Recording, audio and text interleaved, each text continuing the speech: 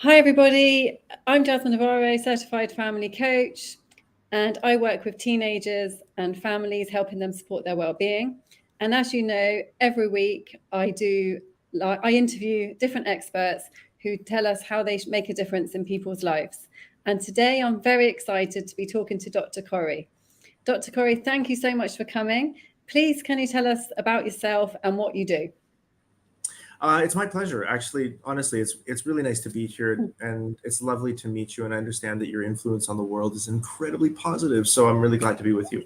Yeah, who I am and what I do. Listen, I've started and exited 5 of my own companies. Now I've kind of earned the Wow. right to do whatever I want, and so I Amazing. only work with companies whose puzzles I think are going to be fun, and I only work with people that I would hang out with, which is an amazing privilege, right? But the three things the three things I spend most of my time doing are organizational behavior change, leadership training, and executive coaching. That's what I'm most known for. Oh wow, sounds amazing, amazing, amazing. And you chose and you chose this title, Why Business is Personal. So do you want to tell us a bit about why you chose that? Hello? Oh no, you've got stuck. Oh, are you Oh back? no, you got stuck. Oh really? Oh yeah. Yeah, Oh no, it's gonna be one of those lives, isn't it? Um, I hope so. It'll make it more interesting. Anyway, I don't know which bit you heard. Did you hear me say about why did you choose this title? business is personal. Because I think, Yeah. okay, so listen, when I was younger, people used to say, oh, it's not personal, it's just business, right? They would say, oh, I don't want you to do this or I want you to do that. But they'd say, oh, it's nothing personal, right? It's just business. And I just thought that was absolute garbage. It didn't make sense to me because whenever I lost a contract as a business owner, that impacted me, right? Like my family had less food on the Yeah. plate, and that was intensely personal. I think when I started to think about it really deeply, it occurred to me that every business decision is personal because it moves resources away from one family and toward another, right? If you think even two very large companies that are doing business together, and one of them says, hey, I don't want to do business with you, I'm gonna pick another vendor, for example. When they move their resources in the direction of a second vendor, that moves resources away from the primary vendor, the first vendor, and that means that vendor has less money to pay Yeah. salaries, to Yeah. give out benefits, bonuses, to take care of the families that are in their care. And I think that's really important to recognize, is that Yeah. there's no companies out there, right? The companies that we think exist don't exist. And we fall into these traps all the time of saying, oh, my company is like this, my company is like that, or my company has this opinion or doesn't have that opinion. But companies don't have opinions at all. They never have. Companies are really just collections of families, each of which who's decided to Wow. send a representative every day to play an economic game. And if you play the economic game well, then enough resources flow into that economic team to pay for all of the kids' education, food on the plate, gas in the car, vacation every year, and hopefully retirement at a decent age. That's the actual game that we're in. And so every transaction has a personal cost and a personal benefit to someone. Wow. That's such an interesting perspective. And it's actually so true, isn't it? Because everything's connected. You know, our work life, I mean, every part of our life is connected to us. And of course, we're going to feel Yeah. it. How can we separate it actually? We're one person, we're one being. So that completely Mhm. makes sense. Yeah. Well, I I think was, the whole idea that it's just business, it's not personal, that comes from the shareholder supremacy movement in the 1960s and 70s. Same with work-life balance, which I think is a total myth and it's yeah. absolute garbage. Oh, I do don't you? think Tell that us about that. exists. Why? Oh yeah. Oh, work-life balance is the stupidest idea I think that comes out of the 20th century, except for maybe nuclear weapons, right? There's nuclear weapons and then there's work-life balance. So here's the thing, right? Yes. We're as a species, we're about 1 million years old. As Homo sapiens, we're about 500,000 years old, and as civilized humans, we're about 10,000 years old. For all of the last 10,000, 500,000 years, you are what you do for work. Okay, it's not a job; it's half of your life. And if you think back to 10, 50,000 years ago, it's not just your life; it's how you add value to the tribe in exchange for a share of the resources. So if you want a share of whatever the hunters are bringing back, then you have to protect the people that are in your tribe. You have to provide some sort of metal smithing or agriculture or farming or whatever. So you have to provide value in order to get a share of the resources, and that's how tribes work. So everything that we've been doing for the last 50,000 years has programmed us to understand that we are what we do in our tribes. Okay? Very important idea to recognize, because that's still ingrained in us. And up until about the Industrial Revolution, maybe 350 years ago or 250 years ago, you were what you did for work. And as a matter of fact, you were probably going to do whatever your father or your mother did for work. So if your father was a metalsmith, then probably you would be a metalsmith.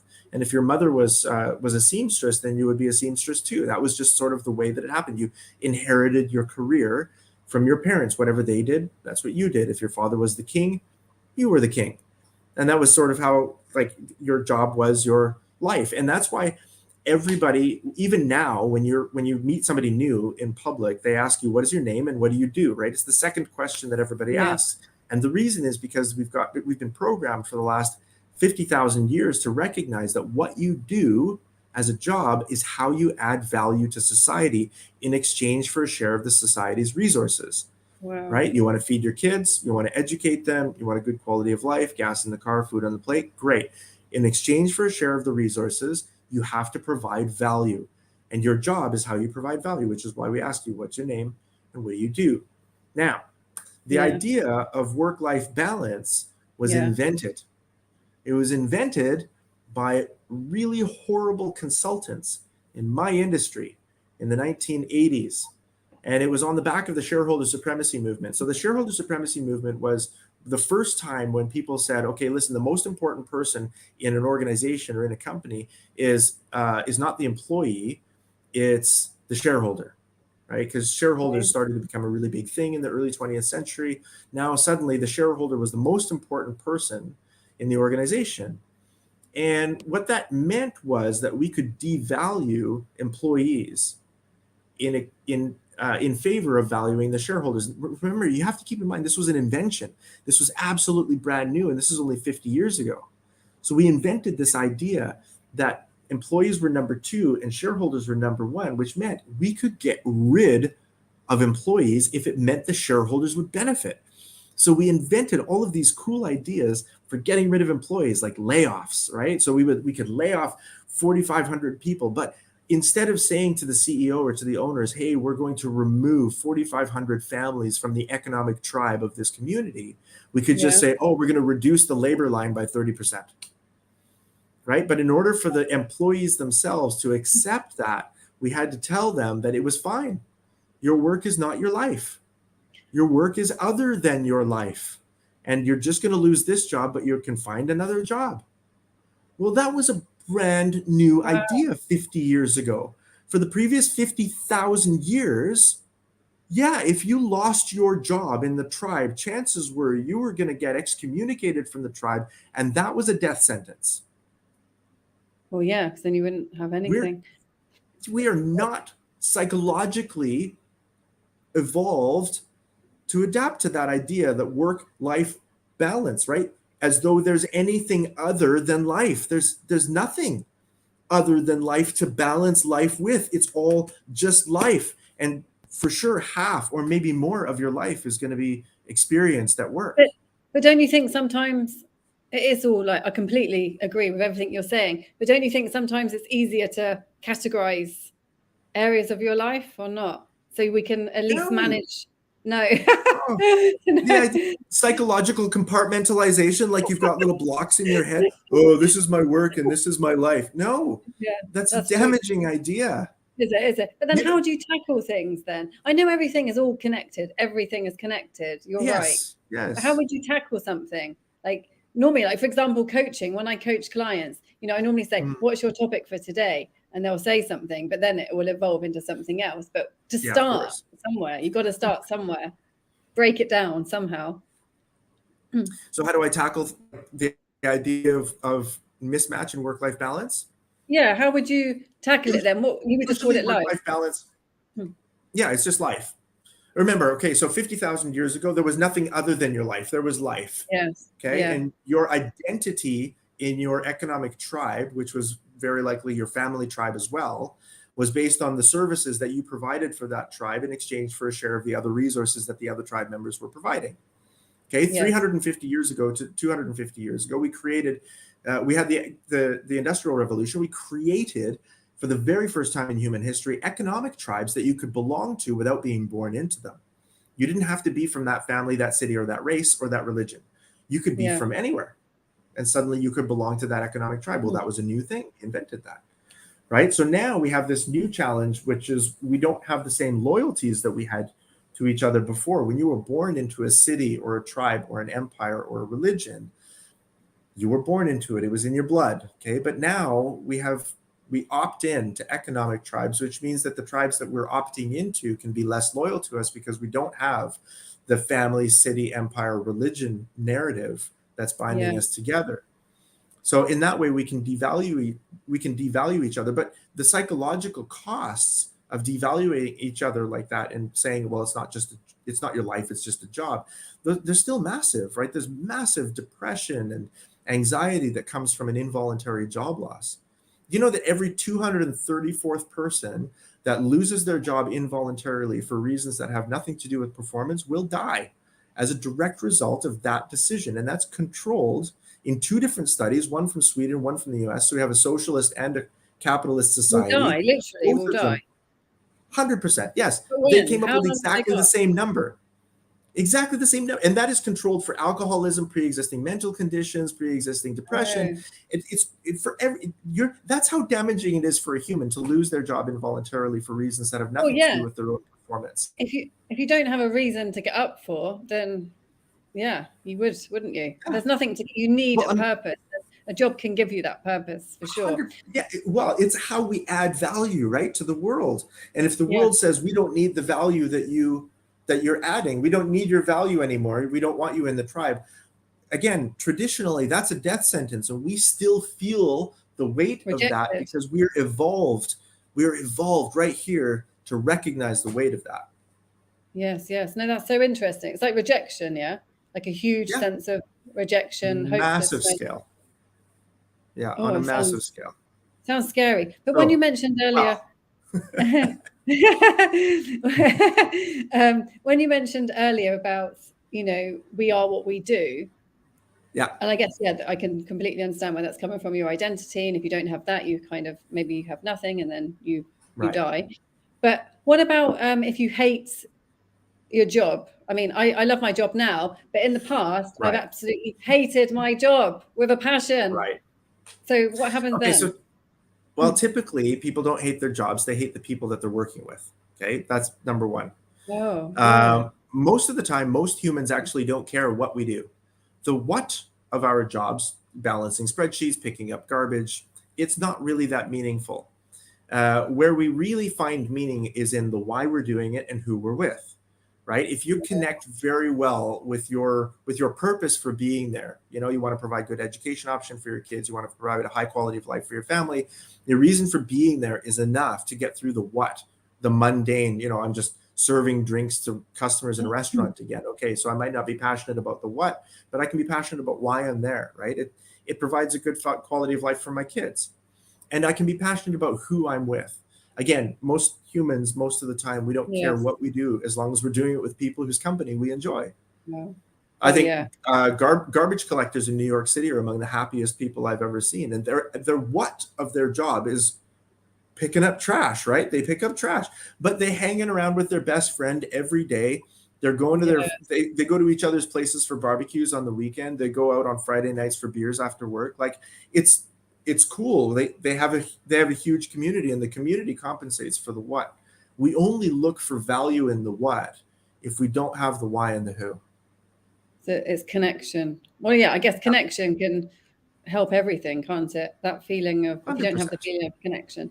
But what about if, because you mentioned about, business is personal. Well, I guess this is why business is personal then, because it affects our personal lives.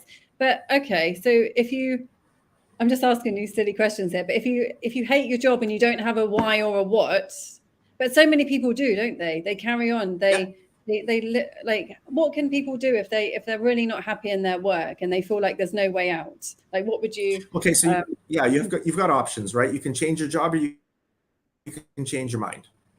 Okay, changing your mind is easier than changing your job. Obviously, you can like quit, Oh, yes. go to a different job, and then the problem with the new job is you'll still be there.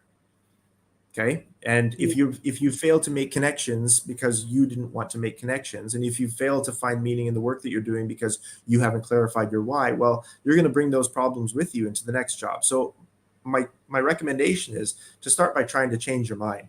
Be clear about why you're there. Does it add value to your career path? Is it helping you to get to your goals? And my guess is that it is, because most people most of the time, we're not idiots, right? You're not a victim, you're not a slave, and you're not an idiot. So you're in that job, one, because you made a deal. You're not a victim. Nobody forced you to take that job. And that, okay, so you made a deal with an economic community. You said, yes, I will provide my services in this particular way for this economic project in exchange for a share of the resources or the winnings that this economic community creates. Okay, so you're not a victim, right? You're not a slave. While you're there, you can complain all you want, but you can leave, right? You're not handcuffed to the radiator. You can just go. You think you are. Yeah, you think you are, but as long as you're willing to embrace the consequences of going, you can just go. There's very little slavery left in the world, right? And I know that there is some in some places, so I'm not going to blanket this as a generalization, but most people, most of the time, are not slaves. You can quit, right? You're empowered to do that, and you're probably not going to end up on the street as a result of that decision. But most importantly, okay, you're not a slave and you're not a victim. But most importantly, you're not an idiot. If there was a better, faster, more effective way for you to reach your personal goals for your personal life, whatever they are, you'd be doing that.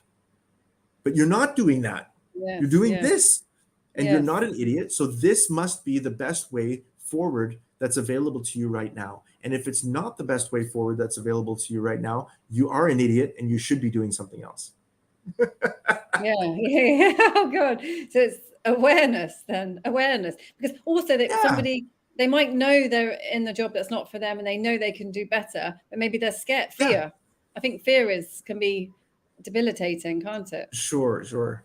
Well, remember, the idea that we can jump from one economic community to the other is only about 3 centuries old. We're not evolved for that. We're evolved for sticking to one economic community, right? Your tribe, your city, your nation, your empire. That's it. One economic tribe. And that economic tribe feeds you for your entire life. Whatever it is that your parents did, that's what you do, right? So your job is your life. Here, evolutionarily, psychologically speaking, we haven't adapted to the really cool economic engines that we've created, the economic games that we've created out of businesses. And so the reality is that our minds have evolved incredible processes, very strong processes that will help us to survive in a world that doesn't exist, a world of scarcity and violence where you only have one job for your whole life. But we don't live in that world now. We still have the same processes, right? But we don't live in that world. So now we need to get over the fear of jumping from one place to another. And this is a good deal of my coaching too, as I'm talking to my clients fairly consistently. I have this conversation at least 3 or 4 times a month. Do you? You probably will not die if you quit your job without another job to go to. It is very unlikely that you will end up under a bridge, you and your kids, right? Because we don't live in the world that our brains are psychologically evolved to help us survive in. We're evolved to survive in scarcity and violence, right? Every one of the last 10,000 generations of your ancestors survived whatever the world threw at them. And that included war, famine, disease, flood, like everything. And they made it. They survived. That's how you're here, right? You exist because you're the latest iteration in 10,000 successful generations of an improving design. But the design that you have is so resilient, so much grit, so powerful. You're designed to survive in a world of incredible violence and unbelievable scarcity, and you don't face any of it. You live in a world of abundance now. Like, look around, the options that we have, not just for careers, but for transportation and healthcare and food. Like, we can get whatever food we want whenever we want it. 400 years ago, that would have been a miracle. Now we can get McDonald's in 20 minutes. Like, we don't have problems. We have abundance problems, is what I usually tell my coaching clients. You still have scarcity and violence stuck here, but out here, Yes, we've yes, created a world of unbelievable abundance. There is yeah. no chance you will end up on the street or under a bridge with your But kids. You will not how? starve. No, yeah. How do you? What would you say if anybody's watching this today and thinking, "Oh yeah, but how can I?" If they can't see it, they just can't see that. Like, is there anything they can ask themselves, or any techniques, or anything that you would say, "Okay, try this, and then this is your first step." Yeah, actually think through the consequences. Like, think through them seriously, okay? Are you literally going to lose your house? Are you Okay. absolutely going to lose every piece of furniture that you own? All of the assets in all of your accounts, are they all going to dry up before you find some sort of, either you can find another way to add value on the planet in exchange for more resources, or your community comes to help you, because that's usually what happens. And if you don't have family that will help you, you have neighbors. And if you don't have neighbors that will help you, there's a city. And if there's not a city that will help you, there's a government. And most of the governments on the planet have a welfare line below which no human is allowed to fall. And this is one of the most amazing things that people don't get of the last century. Do you know, 130 years ago, the average household income in the United States was $2, no, sorry, $1 a day. Okay, $1 a day. Now the abject poverty line is $2 a day, and that's only 130 years later, and that's Wow. controlled for exchange, by the way. So in only 130 years, the entire human race got together and said that the average household income in the most well-developed country 130 years ago is half of the bottom line below which we will not allow any human to fall. Like, we've Wow. done Wow. so much, and we have Yeah. to be proud of that. We've got to be proud of that as a You're, species, as a race. Like, we've done good. you're We're not right. where You're we right. should be, okay? But we are Oh. not where we were. It's sometimes it's hard to see the progress, isn't it? Because you're always looking Oh, forward, you yeah. don't look back. But what made you get into what you're doing now? Like, did you once have a job that you hated? Well, that's a good question. No, I don't think I ever Oh, had a job that really? I hated. There were people that, what did I do? Like, as a job? Sorry, Oh, yeah. So you've never hated a when I job? was young, I worked at Oh, McDonald's. Okay, so I okay, flipped burgers. okay. I had a paper route. I delivered newspapers. I guess that was kind of boring, but I was 12. I liked the Oh, money. I liked yeah, the yeah, why, yeah. right? I Oh, got yeah, money out of it. So yeah, then when I was 14, I started working at McDonald's. Throughout my late teens and early 20s, I had a bunch of jobs in landscaping and direct sales. I did direct sales for a little while, but I didn't yeah. really enjoy the job. I liked the people, but then I moved on, and eventually I became the inventory manager for a window factory. And even there, I was an inventory manager. You think, okay, that's boring. I was ordering screws and glass and window parts, but I loved the people that I was working with, and I Wow. enjoyed why I was there. So even for me at that age, at 23, Yes, it was why and it was who. It wasn't what. The yes, what. I mean, moving screws around the world. Who gets excited about that? No one. Okay, so think about the what of your job, right? yeah, Nobody gets excited about that. Nobody gets excited about moving yeah, cars around the world, or ketchup, or whatever it is that you do. Nobody gets excited about selling another insurance policy. That's not why we're yes, there. yes, We're yes, there yes. because adding that value to the world gives us a share of the resources that the world creates. And hanging around with people whose company we enjoy means that the time that we're Yeah. spending there is pleasurable. Yes, yes, We yes. get to be And with that people means, that we trust. yes, yes. And that means probably you like those people because you could be yourself around them. And I think when you find a job where you can be yourself, that Yeah. really makes you happy as well, doesn't it? Because actually, you made me realize Yep. the jobs I didn't like in my life were moments where I couldn't be myself and I was going through a really difficult time. So it might not have even been the job, it could have been I was going through something, so I didn't. Yeah, Yep. there's always other things happening as well. Yes, that's very, very interesting. But who do you Yeah. So help I'm going to go then? ahead and What say kind? that Yeah. uh, I Oh no, I carry on. work with Sorry. mostly No, no. I work with mostly executives and entrepreneurs. So entrepreneurs who've just started out, or maybe 2 or 3 years into the entrepreneurial process, because I've had few successful businesses and I've had a couple of failures. I've been bankrupt twice in my life, and that's not fatal either, by the way. So I can tell that to my coaching clients. You know, you're going to quit your job, and what's the worst that's going to happen? You're going to go bankrupt. You know, I've been there. It's fine. You won't die. Well, Yeah. So has anything actually scared you? Like, has anything scared you? yeah, of course. I mean, I lived in Yemen for a few years, and Oh, there was a wow. couple of times where I was in actual serious danger. My family and we left Yemen because I ended up on the Al Qaeda hit list, which is not something that's on my LinkedIn profile, but definitely cool at a cocktail party. Wow. Yeah, they came in, they killed one of my employees, and then made a No significant way. threat against my life, and so we ended up leaving the country. So that Wow. scared me. There's Yes. also Yes. been times where I've been, doing stupid human things and ended up in situations where I probably shouldn't be. Like there's actual threat to life from, mountain biking off of a cliff and skiing off of Oh, cliffs, wow. stuff like that. Yes. So there has been times when I've scared, and also I have these evolutionary psychological fears that aren't Yeah. very useful to me now, right? Like if I have a phobia of heights. I don't like heights. Now I conquer it by putting myself in really horrible situations where I'm actually afraid and just sitting there and Yeah. breathing. But Yes. yeah, but I don't like heights. And the reason I don't like heights isn't because it's not safe now. It's because all of my ancestors survived by not liking heights, right?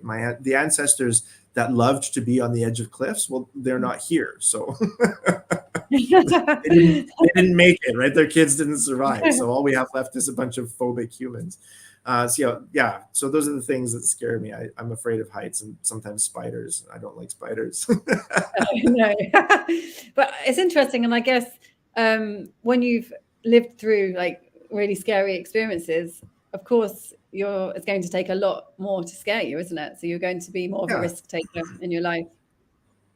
Yeah, well, I've learned, I don't know, that's not resilience though. Resilience is being able to maintain the status quo in spite of opposition. I think this Yeah. is different than resilience, and I'd Yes, take it from is. the positive psychological disciplines and call this post-traumatic growth. I think I'm actually stronger as a result of those experiences, and the experiences themselves were tough. They really were. Like going bankrupt a couple of times. I've been divorced. So these are things that I would consider to be significant failures, right? Significant failures, except that I learned from them and I became a stronger person myself. And so I think that failure, whether it's through a bankruptcy or a divorce, or you don't finish your degree, or you don't finish writing your book, or whatever, a failure is a decision, a conscious decision to avoid the learning opportunity that comes from an unexpected or an undesired outcome. And I don't think that we're born with a concept of failure. I think, No. like when I've got 5 kids, right? So watching them learn to walk has Yeah. been a really incredibly eye-opening experience, because each of them, as they get older, when they hit that 1 year mark, they start to prop themselves up on things, right? And then they fall down. Well, not one of them has looked up at me and said, "Oh, I'm sorry, Dad, I failed. I'm just going to be one of the Yeah. humans that doesn't walk," right? I've seen there's other humans that don't walk, so I'll just hang around with them, and I really appreciate your encouragement. And I don't look down at the kid and say, "Oh, that's okay. You know what? There's other humans that don't walk. Maybe this isn't for you." No, no, that's not how. We're not born with that. We're born with either winning or learning, right? Those are the only two outcomes that we Yes. have as predispositions. So a child that knows that they should be able to walk stands up, falls down, learns how not to walk, stands up, falls down, learns how not to walk again. And to move those 6 joints, right? The 2 ankles, the 2 knees, and the 2 hips, and to get them aligned properly, well, this is a pretty complicated thing for somebody that's never done it before. And so it does take a little bit of practice, but eventually they do it because they've learned so many different ways of not doing it. Wow. And eventually, at some point when we're a child, usually I think it's a parent or a teacher, maybe a bully or a thoughtless sibling, teaches us that failure is an option. At some point, some older person in your life tells you, "Oh, it's okay, you can stop trying. I Yes. don't Yeah. think that's for you." And we Yeah. That's learn that failure, oh, the idea that I can just stop trying, oh, that's new. It's a new yeah. thing. That's so interesting. And kids, well, they say kids are there to teach us. So I definitely think Yeah, yeah. Yeah, so I great. learned I learned through that this idea of post-traumatic growth, and that's not to say that I enjoyed the experiences of what I No. would consider very difficult Yeah. experiences, right? Like a bankruptcy, for example. Oh man, when you lose I lost everything in 2008. That was my first Wow. bankruptcy. My wife and I had everything invested in the stock market, and our broker went bankrupt. We just lost everything, and we just watched it dwindle away over a couple of weeks, and there was nothing. We were absolutely powerless. So I found the bottom of a bottle of whiskey, and I got back to work, because that's what you do, right? Like, I don't have a choice. I have to fight. I have to provide Mindset. value in exchange for the resources, right? And there's no amount of being sad about it, no amount of self-victimization is ever going to bring the money back. It's gone. Yes, But you yes, know what I yes. do have? I have 10,000 generations of successful survival and adaptation stuck in my head. I can deal with this. This isn't anything close to what my ancestors dealt with. I guarantee it. The power of self-belief. I mean, that's all we have, actually, isn't it? That's one thing that can't really be taken away. I think self-belief is one thing, but there's also just the actual science of it. You are the latest iteration in a 10,000 generation successfully improving design. Wow. Yeah. I've never thought about it like that, but yeah, when you think about it like that. Yeah, and you, Jasmine, you are an apex predator. You are the cleverest, most dangerous animal on the planet. Yeah. And yet you're afraid, you're afraid that you don't get enough likes on Instagram. You're afraid that people aren't going to listen to your voice online. You're afraid that you're going to be irrelevant or ignored. You're afraid of these things. But why? Why are we afraid of them? We're apex predators, each and every one of us. That. But what I have learned, I'm going to write this down. You're going to have to write it in the comments. But what I am realizing is it's okay. Just accept the fear, isn't it? Because I don't know, because you still feel fear, don't you? But you just carry on. But you still feel the fear. Yeah. So just accept it. It's okay. It doesn't mean anything's wrong most of the time. Look, it's there's a normal no courage without fear. Yes, there's no courage. Yeah. Right? Exactly. There's no courage without fear. You want to be courageous, fine, but you have to start from a position of fear in order to do that. There's no post-traumatic growth without the trauma. Okay, and there's no such thing as a human life without opposition.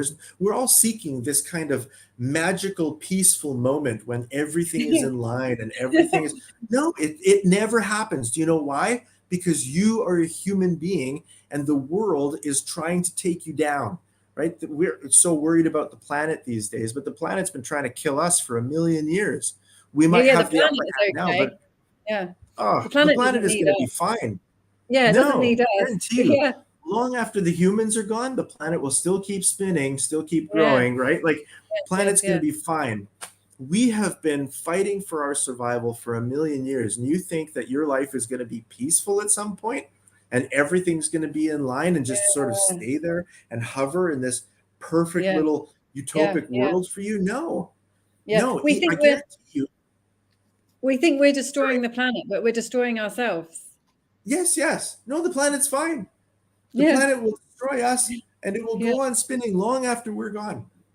It's the humans that we're worried about, right? Yes. Whether or not it's a habitable planet for us. I think that we should be concerned about our own species. Let's concern ourselves with making sure the humans can survive on whatever planet we're on. Got it. Yes. That's right. For me, that's a much more important priority, because the planet has been trying to kill me for a long time. Tsunamis and disease and, like every predators. We used to have to deal with lions and tigers and bears and venomous snakes and spiders in our beds. We don't have to deal with any of that now.